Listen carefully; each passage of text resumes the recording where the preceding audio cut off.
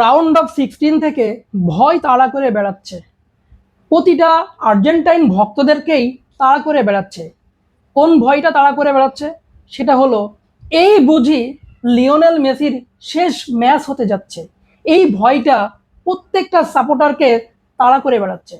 Cape ভার্দের সাথে যখন ম্যাচটা 2-2 গোলে সমতা হলো, তখনও মনে হয়েছিল হয়তো এই ম্যাচই হতে যাচ্ছে লিওনেল মেসির বিশ্বকাপের তো বটেই, আর্জেন্টিনারও শেষ ম্যাচ। সেই ম্যাচে কোনো রকম পার পাওয়া গেলেও পরের ম্যাচে মিশর যে চমকটা দেখিয়েছিল, সেখানে ভয় তো আরো বেশি পরিমাণে আমাদেরকে জাকিয়ে বসেছিল যে লিওনেল মেসির ভাগ্যে কি এরকম পরাজয়ই থাকবে। পরবর্তী 13 মিনিটে লিওনেল মেসিও তার সতীর্থরা আর্জেন্টাইন ভক্তদেরকে সেই ভয় কিছুটা প্রশমিত করেছিলেন। আগামীকাল সকাল 7টায় মুখোমুখি হতে হচ্ছে সুইজারল্যান্ডের। এখানেও একটা ভয় কাজ করতেছে। সুইজারল্যান্ড তো বলেই দিয়েছে তার দেশবাসীকে যে আমরা সেমিফাইনাল নিশ্চিত করতে যাচ্ছি।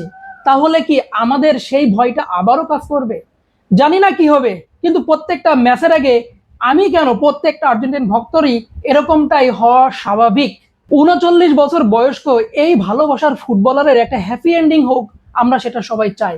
আমরা চাই ফাইনালে সেই সোনালী ট্রফিটা উঁচিয়ে ধরে লিওনেল মেসি এই গোটা বিশ্বকে বিদায় জানাক।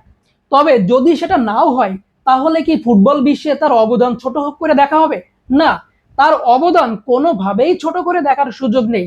তিনি যা দিয়েছেন আমাদেরকে, যে শৈল্পিকতা উপহার দিয়েছেন, যে রেকর্ডের সাক্ষী আমাদেরকে করেছেন, এগুলো আমরা কি করে ভুলবো? একটা বিশ্বকাপ তো তিনি জিতেছেনই, আর একটা বিশ্বকাপ না জিতলেও যে আমাদের খুব বেশি কষ্ট হবে বিষয়টা তা না, কিন্তু কষ্ট হবে ওইটাই যে মেসিকে আর খেলতে দেখতে পারবো না। যদি আর্জেন্টিনা এবার কাপও জেতে, তাহলে ওই সোনালী ট্রফিটা উঁচিয়ে ধরার সময়ও আর্জেন্টাইন ভক্তরা হয়তোবা আবারও কান্না করবেন যে এইটাই হয়তোবা লিওনেল মেসির যুগের শেষ ম্যাচ হয়ে গেল।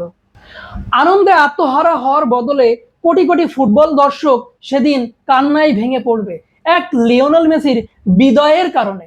দেখা যাবে আগামীকাল সকালে অন্তত এই ব্যথাটা আর পাবো না। পরবর্তী ম্যাচের জন্য আমরা রেডি থাকবো। ভালো থাকবেন সবাই, দেখা হবে পরবর্তী ভিডিওতে। আল্লাহ হাফেজ।